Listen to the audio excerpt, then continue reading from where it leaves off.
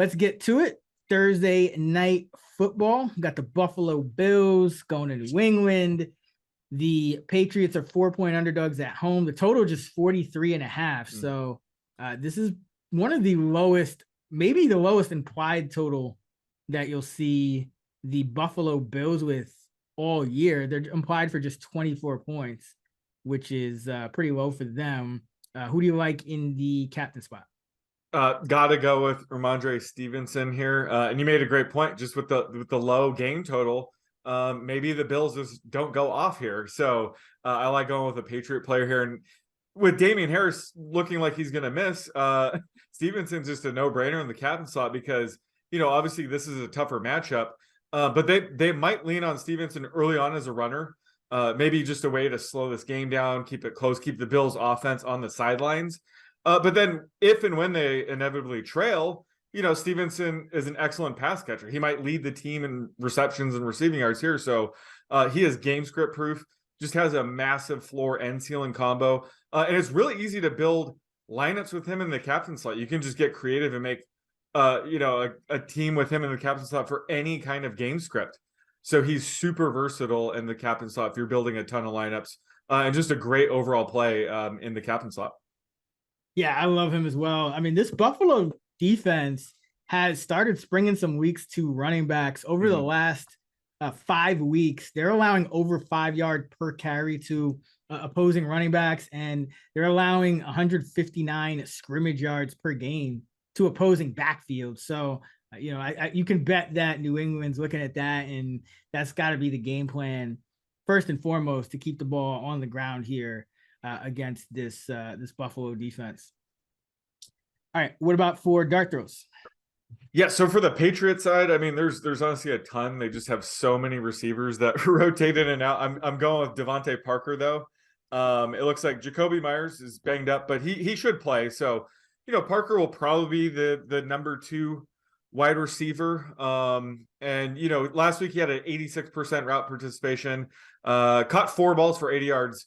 So, he's been a boom bust sort of deep threat all season really, and he has a very low floor, but he has a ceiling worth tapping into in a 1-game slate. If the Patriots get down big, they might need to throw a couple deep balls to Parker. So he's sort of underrated as a number 2 wideout, but again, they just have so many weapons on offense. It's really hard to peg him. So I just like his upside here. So I think he's the best dart throw on the Pat side. And then the Bills, they don't really have dart throws, just, they're a top heavy offense. So I'm gonna have to go with James Cook here. He's always sneaky just in case the Bills blow a team out. Once they get up pretty big, they like to put Cook in there. So while people don't expect this to be a blowout, and I don't either, the Bills are favored by 4 or 5 points. They could blow out the Patriots. So we could still end up seeing James Cook, having a heavy workload in the second half. Even if it is a close game, he could start to really expand as a pass catcher. He's running around a 15 to 20% routes run rate, but when he is running route, he's getting targeted most of the time. So he could sneak in 3 or 4 catches here if he sees an uptick in usage. And he's coming off a game where he only had 2 carries, but that was just sort of like game script, game flow dependent. But we could see him jump up to 6 to 8 carries here. So he's just one of those players. We're on a 1-game slate. He's always pretty sneaky, and on the Bills, he's always going to be overlooked. So I like him as a dart throw on the Bills side. Yeah, Cook, another one of those rookies, hoping maybe as a breakout game. Patriots have been better though on run defense. They started the year pretty bad, but last few weeks, I mean, no one's really been getting anything. So Cook's gonna have to do it in the passing game.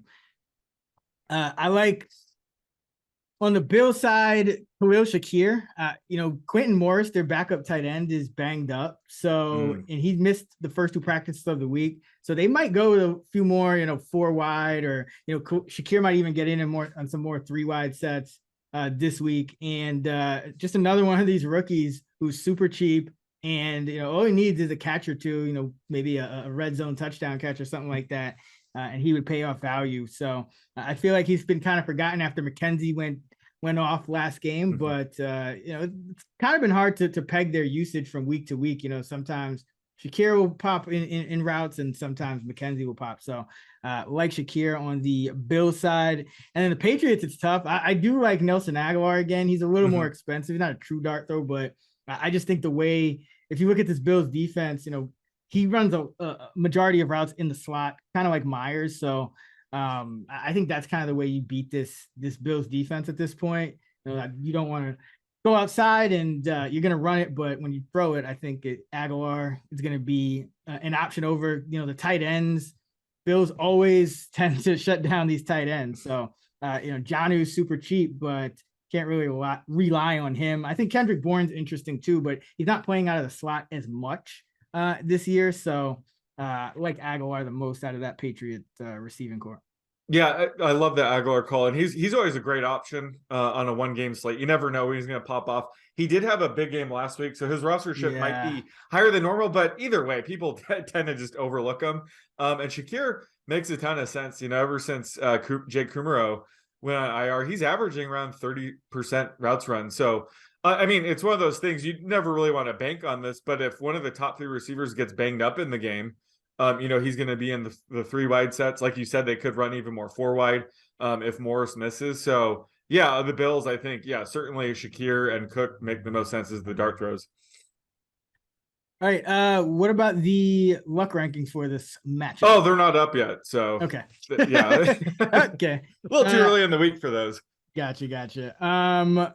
We do have a fullback on the slate, Reggie Gilliam. He could actually be interesting if Quentin Morris is ruled out, because we've seen Gilliam pick up the extra tight end snaps as well. So, Tommy Sweeney really he's only been active, 3 times this year. And he's run a route about 12% of the time when he's active. So nothing major. So Gilliam is a guy who, we could see him spike to, 20, 30%.